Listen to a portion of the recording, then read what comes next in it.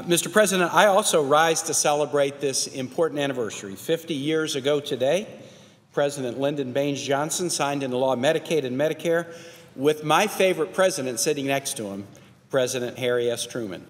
And Mr. President, I came up and asked you a question, and I'm proud to tell the whole chambers, everybody listening, there's only, I think, one member of the current United States Senate who was at the inauguration of LBJ, and it's the presiding officer, the senator from Wyoming, who was at that inauguration in January of 1964.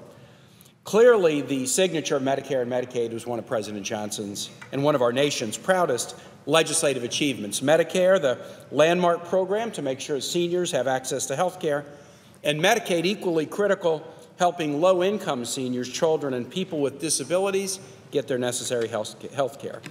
I want to talk today about Medicaid. Others have spoken about Medicare. Senator Casey did a good job about Medicaid, and I want to do the same, because I have seen the success of Medicaid as a mayor and as a governor, and now as a senator, it's absolutely critical. In 2014, as Senator Casey mentioned, Medicaid provided health coverage to nearly 70 million Americans, including 1 million Virginians. In Virginia, about 600,000 children, 2 out of every 7 kids, are covered through Medicaid or its companion program, CHIP. And Medicaid, it's important, and Mr. President, because you're a physician, you know this. Medicaid is not just about health care. It's not just coverage to get you health care when you need it. It's also about financial security, because health bills often are the things that push families into bankruptcy or into financially stressful situations.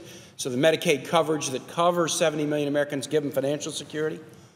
Medicaid's about peace of mind. If you're completely healthy, but you're going to sleep at night wondering what will happen if your wife is in an auto accident or if your kid gets ill, that's a source of anxiety that is helped a little bit by having the coverage that Medicaid provides. And it's also for people with disabilities. This is important to note. It's about independence.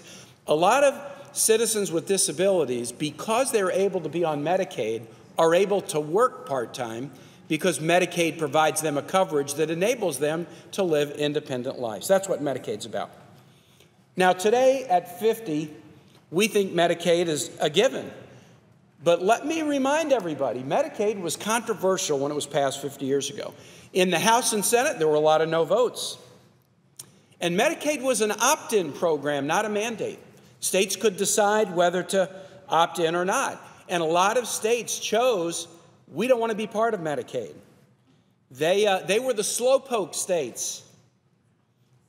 I think every family knows what I mean. Every family's probably got a slowpoke. I got a sister-in-law, frankly, and if we're trying to go to church, if we're trying to go to a restaurant, if we're trying to go anywhere, we can always count that whatever time we say we're going to go, we will have this one family member who is likely to be the slowpoke and hold everybody back. Well, states were like that in 1965. A lot of states wouldn't sign on to Medicaid. By 7 years later, 1972, 49 states had embraced Medicaid. 49 states. But the 50th state, Arizona, didn't embrace Medicaid until 1982. It took them 17 years to embrace Medicaid. Arizona was the original Medicaid slowpoke. So Medicaid, 50 years old, controversial at first, increasingly accepted, later embraced. This kind of sounds familiar to me. The biggest change in the healthcare system since the signing of Medicaid and Medicare was the Affordable Care Act.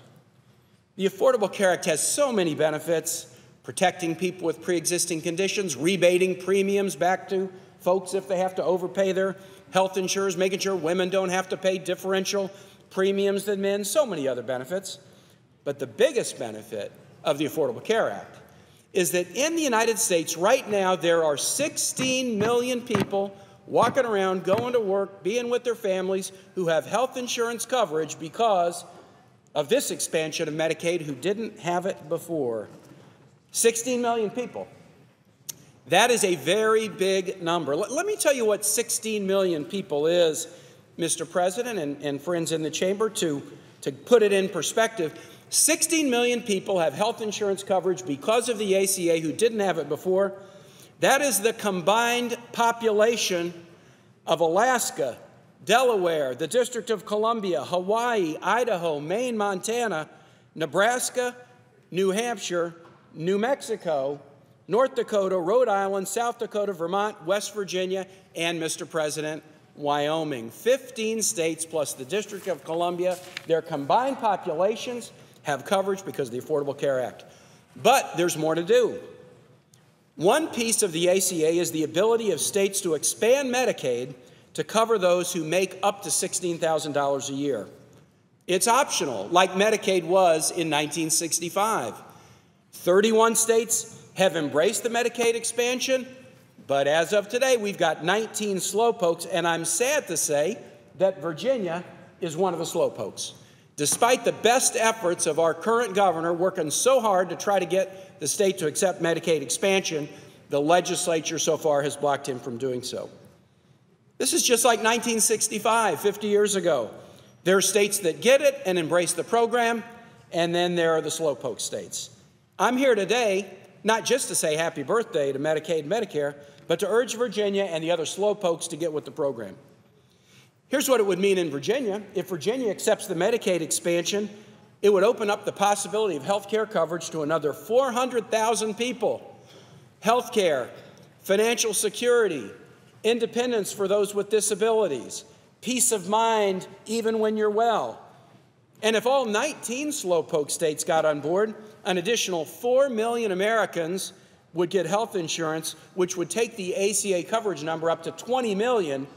That's all the states I mentioned earlier, plus the state of Nevada, 16 states in the District of Columbia.